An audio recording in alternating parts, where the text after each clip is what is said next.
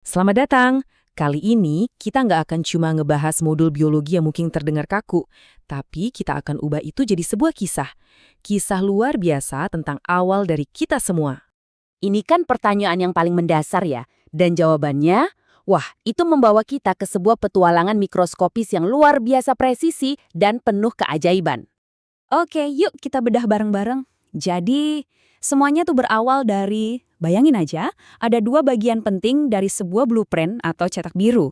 Nah, dua bagian ini harus menyatu dulu untuk menciptakan sesuatu yang, ya, benar-benar baru dan utuh. Nah, untuk bagian pertama ini, kita akan coba jelajahi gimana sih separuh dari cetak biru biologis ini dibuat. Kita mulai dengan melihat lebih dekat arsitektur sistem reproduksi pria. Fokus kita di sini adalah soal penciptaan, semacam pembawa pesan. Kecil banget, tapi kuat.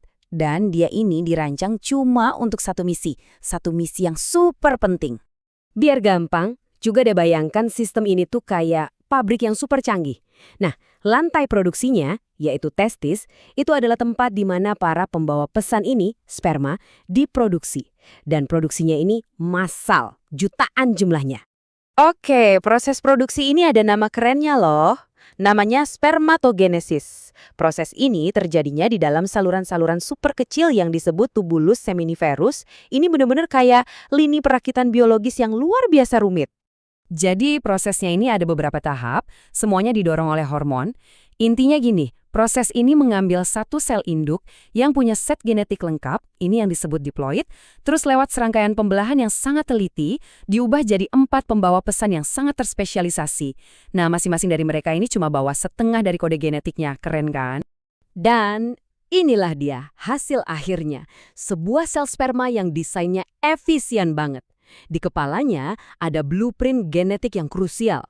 Terus ekornya ini ditenagai sama pembangkit listrik mini yang namanya mitokondria yang ngasih tenaga buat dia melakukan perjalanan panjangnya. Benar-benar dirancang untuk bergerak. Oke, separuh cerita sudah kita bahas. Sekarang kita pindah ke bagian kedua dari cerita kita. Kita akan lihat gimana tujuan untuk si pembawa pesan ini disiapkan. Kalau sistem yang ini bekerjanya beda. Dia pakai siklus bulanan yang sangat presisi. Jadi, ovarium akan mempersiapkan bagiannya dari blueprint itu, yaitu sel telur atau yang biasa disebut ovum. Nah, nama prosesnya ini adalah oogenesis. Dan ini, beda banget sama produksi massal dan terus-menerus yang tadi kita lihat di sistem pria. Lihat perbandingannya deh. Ini menyoroti perbedaan strategi biologis yang, jujur aja, menakjubkan. Satu sistem fokus memproduksi pasukan pembawa pesan dalam jumlah besar-besaran. Sementara sistem yang satunya lagi dengan sangat hati-hati mempersiapkan satu target tunggal yang super berharga setiap bulannya. Jadi ini benar-benar soal kuantitas melawan kualitas. Oke, sekarang saatnya kita gabungkan kedua cerita ini. Kita sampai di puncaknya, momen pertemuan antara si pembawa pesan dan si target. Jadi begini, setelah sel telur dilepaskan dari ovarium, ini momen yang kita kenal sebagai ovulasi, dia akan bergerak menuju tuba falopi. Nah, disinilah panggung untuk pertemuan besar itu disiapkan. Coba bayangkan, ini seperti perlombaan paling epik yang pernah ada. Jutaan sperma memulai perjalanan ini. Tapi pada akhirnya cuma satu yang paling kuat, paling cepat, dan dia mungkin yang paling beruntung yang akan sampai ke garis finish dan punya kesempatan untuk menyelesaikan misinya. Dan momen penyatuan inilah yang disebut fertilisasi. Kepala sperma itu berhasil menembus sel telur dan klik, kedua bagian dari blueprint genetik akhirnya menyatu, menciptakan satu set instruksi yang benar-benar baru, benar-benar unik. Tapi jangan kira ini akhir ceritanya.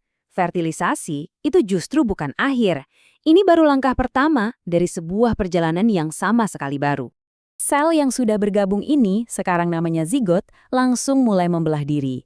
Sambil terus bergerak loh, dari tuba falopi menuju rahim.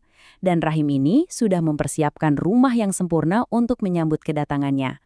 Langkah krusial selanjutnya adalah implantasi. Disinilah embrio kecil yang terus berkembang itu menanamkan diri atau menempel ke lapisan rahim yang kaya nutrisi. Lapisan ini namanya endometrium. Tujuannya? Tentu saja untuk mendapatkan dukungan dan nutrisi supaya bisa mulai tumbuh. Luar biasa ya, dari dua sistem yang benar-benar terpisah menjadi satu sel tunggal. Ini adalah sebuah proses biologis yang super kompleks, yang waktunya harus pas banget, yang menjadi awal dari setiap kehidupan baru. Coba deh kita renungkan sejenak. Menakjubkan banget kan kalau kita pikir-pikir bahwa inilah cara kita semua, masing-masing dari kita, memulai perjalanan hidup kita.